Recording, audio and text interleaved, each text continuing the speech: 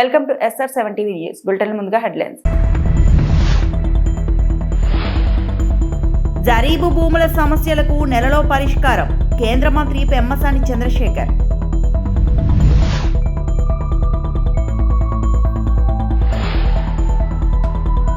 Lake టౌన్లో 70 అడుగుల messy విగ్రహం ఆవిష్కరణ.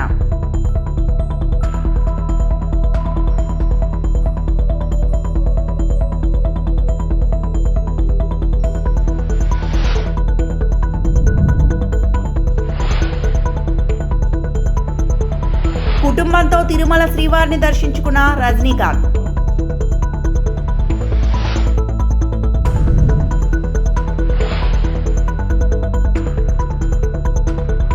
జరీబు భూముల సమస్యల పరిష్కారానికి నెల రోజుల సమయం పడుతుందని కేంద్ర మంత్రి పెమ్మసాని చంద్రశేఖర్ అన్నారు.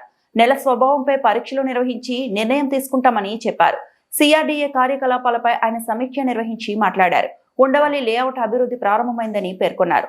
లంక భూముల సమస్య కూడా పరిష్కారమైందని చెప్పారు. 7,000 ప్లాట్ల రిజిస్ట్రేషన్ పెండింగ్ లో ఉందని వివరించారు. భూ సమీకరణ చేయని భూములతో ప్లాట్లు పొందిన వారి సమస్య పెండింగ్ లో ఉంది.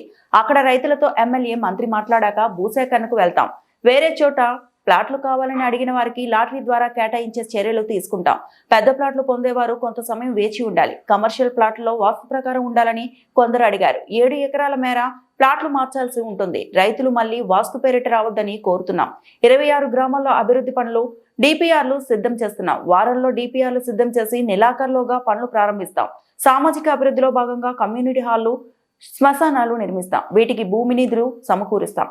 రాజధాని గ్రామాల్లో పారిశుద్ధ్య సిబ్బంది సంఖ్య పెంచుతామని పెమ్మసాని చంద్రశేఖర్ అన్నారు. తర్వాత రోడ్ హిట్ ప్లాట్స్,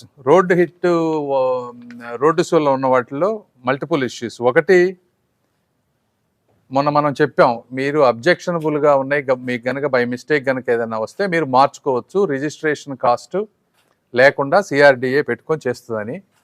అయితే ఇందులో ఒకటి ఏంటంటే, ఆల్రెడీ ఈ ప్లాట్స్ కనుక వేరే వాళ్ళకి అమ్మితే వాళ్ళకు కూడా ఇది అప్లై చేయాలా లేదా అనేది ఒక ఇష్యూ ఉండింది. మేమేం చెప్తున్నామంటే, ఒకసారి మీరు అమ్మేసిన తర్వాత మళ్ళీ రిజిస్టర్ చేయలేరు CRDA. ఎందుకు అంటే, మీరు ఆల్రెడీ మీకున్న వాస్తు ప్రకారం మీరు ఆల్రెడీ అమ్ముకున్నారు. అది రేటు తక్కువకు అమ్ముకున్నారో ఎక్కువకు అమ్ముకున్నారో ఏదో ఉంటుంది. ఇలా మార్చుకుంటా పోతే ఎక్కడ వరకు మనకి ఎండ్ ఉండదు. కాబట్టి ప్రతి ఒక్కరికి సేల్ ఆఫ్టర్ సేల్ మనం ఇవ్వలేం. కాబట్టి ఓన్లీ ఒరిజినల్ రైతుకు మాత్రమే వాస్తు కానీ లేకపోతే రోడ్డు షోలు కానీ అప్లై అవుతుంది. కాబట్టి ప్లాట్స్ కొన్నవాళ్ళు మాకు రోడ్డు షోలు కానీ అది ఉందంటే మాత్రం అది CRDA వాళ్ళు యాక్సెప్ట్ చేయరు. మీరు దయచేసి ఆ విషయంలో రావద్దు. మూడోది, జరీబ్ ల్యాండ్స్ మీద 180 ఎకరాలు ఇష్యూ ఉంటే మనం 1 month టైం అడిగాం. 1 month టైంది ఆల్రెడీ అంతా వర్క్ చాలా వరకు అయిపోయింది. మల్టిపుల్ మెంబర్స్ వెళ్ళి సర్వేలు అన్నీ చేశారు. ఇప్పుడు సైంటిఫిక్గా కూడా ఒక కమిటీని వేసి soil testing, water depth level assess చేసి ఎక్కడా యాంబిగ్యూటీ లేకుండా సెకండ్ సెట్ తీసుకుంటున్నాము. అది తీసుకొని మేము 1 month టైం అడిగాం. ఇప్పుడు 2 weeks అయింది. ఇంకో 2 weeksలో దానికి కూడా ఒక కమిటీని ఫామ్ చేసి దాన్ని క్లియర్ చేసుకొస్తాం. అది కూడా అదేవిధంగా గ్రామ కంటాలది కూడా ఇవన్నీ 10 సంవత్సరాల నుంచి ఉన్నాయి. కాబట్టి గ్రామ కంటాలన్నింటిలో కూడా 10 సెంట్లు లోపు ఉన్న వాటిని కూడా వెరిఫై చేయాలంటే 6,000 ఎకరాలు వస్తూ ఉంది. ప్రాబ్లం అయ్యేటట్టుంది. 10 సెంట్ల లోపు ఉన్న వాటికి పెద్ద ఇష్యూస్ లేవన్నారు. కాబట్టి 10 సెంట్లు పైన ఉన్న వాటికి తీసుకుంటే దాదాపు 1,600 ఎకరాలు వస్తూ ఉంది. కేవలం వాటి వరకే వెరిఫై చేసి R1 జోన్లో ఎక్కడన్నా ఇష్యూస్ ఉంటే దాన్ని ఎలా రెక్టిఫై చేయాలనే దాని మీద డిస్కస్ చేసాం. అది కూడా యాక్షన్ టీమ్ స్టార్ట్ అవుతుంది. వెలిగొండ ప్రాజెక్ట్ టన్నెల్లో లైనింగ్ పనుల పరిశీలన మంత్రి డాక్టర్ నిమ్మల రామానాయుడు అధికారులతో సమీక్ష సమావేశం అనంతరం మీడియా సమావేశంలో మాట్లాడారు. ఈ సమావేశంలో Markapuram MLA Kandula Narayana Reddy, TDP Yerragondapalem incharge Erikshan Babu, నీటిపారుదల సలహాదారు వెంకటేశ్వర తదితరులు పాల్గొన్నారు. వెలిగొండ ప్రకాశం జిల్లాకు ఒక జీవనాడి, ఒక వరం. అటువంటి వెనకబడినటువంటి ప్రకాశం జిల్లాకు, ఫ్లోరైడ్ బాధితులు ఉన్నటువంటి ప్రకాశం జిల్లాకు న్యాయం చేయాలనేటువంటి ఆలోచనతో చంద్రబాబు నాయుడు గారు 2026 కల్లా వెలిగొండను పూర్తి చేసి కృష్ణా జలాలు యొక్క ప్రకాశం జిల్లాకు తీసుకురావాలనేటువంటి లక్ష్యంకి అనుగుణంగా కూటమి ప్రభుత్వం అధికారంలోకి వచ్చినటువంటి 18 నెలల్లోనే పనుల్ని శరవేగంగా చేస్తూ ఎప్పటికప్పుడు స్వయంగా పర్యవేక్షణ చేస్తూ ఉన్నాం. ఈ నెల రోజుల్లోనే 3 సార్లు ప్రత్యక్షంగా వెలుగొండ పనుల్ని పర్యవేక్షించామని అంటే ఈ యొక్క కూటమి ప్రభుత్వం లక్ష్యం ఏమిటనేది మీ అందరికీ కూడా అర్థమవుతున్నటువంటి పరిస్థితి. ఎంత దురదృష్టం అని అంటే ప్రకాశం జిల్లా వెనుకబడిన జిల్లా, ఫ్లోరైడ్ బాధితులు ఉన్నటువంటి జిల్లా, ఇటువంటి జిల్లాను కూడా మోసం చేయాలనేటువంటి ఆలోచన జగన్మోహన్ రెడ్డి గారిలో వచ్చింది అంటే కనీసం వేసమెత్తు మానవత్వం కూడా ఆయన దగ్గర లేదు అనిపిస్తూ ఉంది. ఎందుకంటే మొన్న చంద్రబాబు నాయుడు గారు మేము ఎప్పుడు మీటింగ్ రివ్యూ పెట్టుకున్నా వెలుగొండ నుంచి తప్పనిసరిగా మాట్లాడుతూ ఉన్నారు. ఆ రోజు 96లో భూమి పూజ చేసినటువంటి ప్రాజెక్టు పుట్టినరోజున వెలుగొండ దశాబ్దాలు గడుస్తున్న అది పూర్తవలేదని ఆవేదన చంద్రబాబు నాయుడు గారు వ్యక్తం చేస్తూ ఉన్నారు.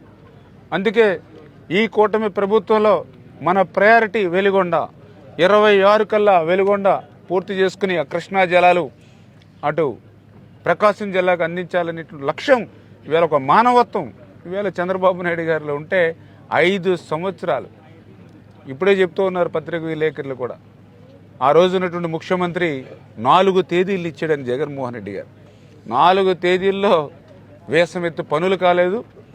ఎన్నికలు వస్తున్నాయని చెప్పి మోసం దగా చేయడానికి ఇక్కడ ఒక స్తూపాన్ని ఆవిష్కరించాడు.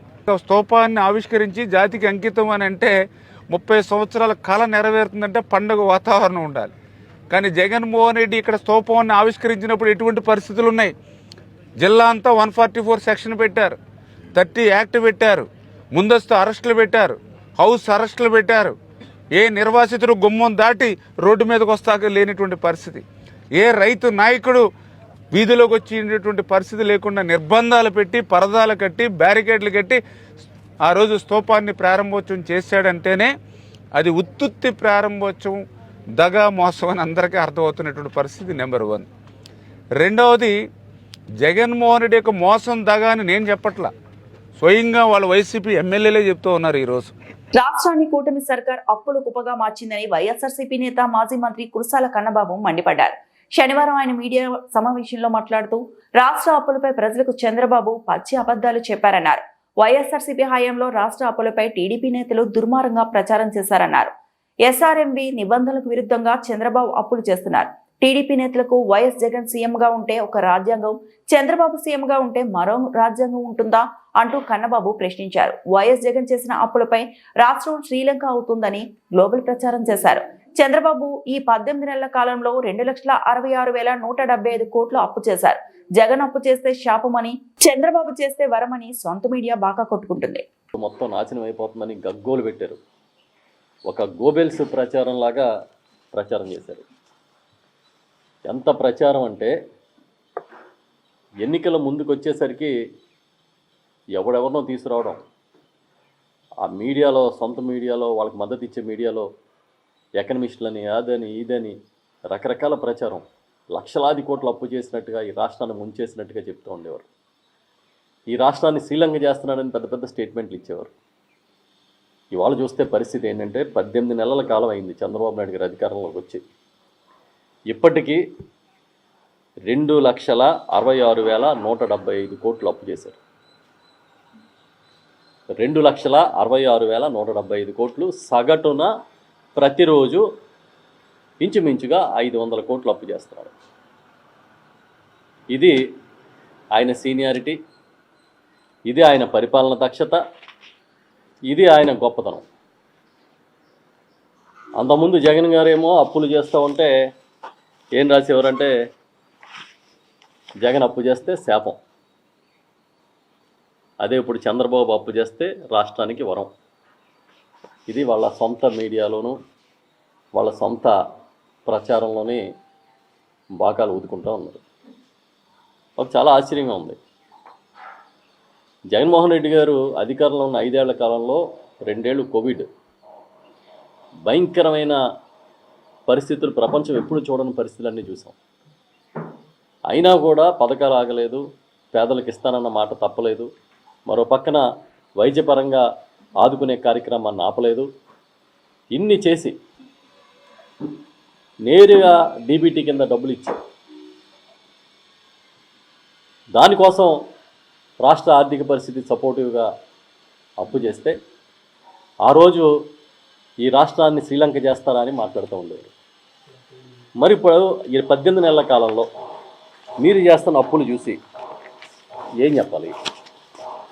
మీ గోబెల్స్ ప్రచారానికి ఏ పేరు పెట్టాలి? ఆ రోజు ఏమేమి మాట్లాడారని చూస్తే రాష్ట్రం శ్రీలంక అవుతుంది ఏప్రిల్ 5వ తేదీ 2022 చంద్రబాబు నాయుడు గారి స్టేట్మెంటు. రాష్ట్రాన్ని శ్రీలంకగా ప్రకటిస్తారేమో అదే సంవత్సరం ఏప్రిల్ 13, 2022లో స్టేట్మెంటు. మేలుకోపోతే మనకు శ్రీలంక గతే ఈనాడులో కథనాలు. శ్రీలంక పరిస్థితికి రాష్ట్రం కూతవేటు దూరంలో ఉంది. 2022 మే 17న పవన్ కళ్యాణ్ గారి ట్వీట్. శ్రీలంక కంటే రాష్ట్ర అప్పులు 4 రెట్లు. ఇప్పుడు ఆర్థిక మంత్రిగా ఉన్న పయ్యావుల కేశవ్ గారు. అప్పులతో ఆంధ్ర పేరు మారు మోగిస్తున్నందుకు జగన్కు అప్పురత్నాన్ని పేరు పెట్టాలి. పవన్ కళ్యాణ్ గారి ట్వీట్ 2023. అర్జెంటీనా ఫుట్బాల్ దిగ్గజం Lionel Messi GOAT tour of India కొనసాగుతోంది. శనివారం తెల్లవారుజామున అతడు కోల్కతాకు చేరుకున్నాడు. మెస్సీతో పాటు అతడి ఇంటర్ మియామి జట్టు సహచరులు రోడ్రిగో డిపాల్, లూయిస్ సువారెజ్ భారత్కు వచ్చారు. ఉదయం లేక్ టౌన్ లో తన 70 అడుగుల విగ్రహాన్ని బాలీవుడ్ నటుడు షారుఖ్ ఖాన్ తో కలిసి మెస్సీ వర్చువల్ గా ఆవిష్కరించాడు. భద్రతా కారణాల రీత్యా మెస్సీ అక్కడికి వెళ్లలేదు.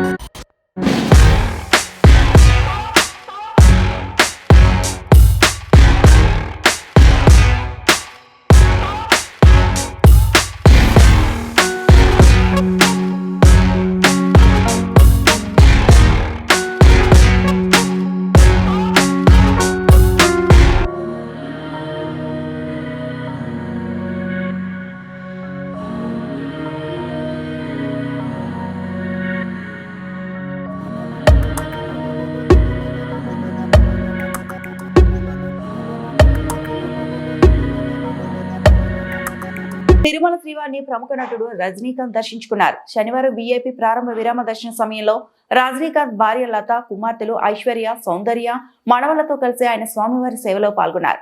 అంతకుముందు వారికి టీటీడీ ఆలయ అధికారులు స్వాగతం పలికి దర్శన ఏర్పాట్లు చేశారు. అనంతరం ఆలయంలోకి వెళ్లి రజనీకాంత్ కుటుంబ సభ్యులతో కలిసి స్వామివారికి మొక్కులు చెల్లించుకున్నారు. బెల్లం, కలకండ, ధాన్యంతో స్వామివారికి తులాభారం సమర్పించారు. అనంతరం రంగనాయకుల మండపంలో వేద పండితులు రజనీ కుటుంబానికి వేదాశీర్వచనం చేయగా అదనపు ఈవో వెంకయ్య చౌదరి స్వామివారి తీర్థ ప్రసాదాలను అందజేశారు.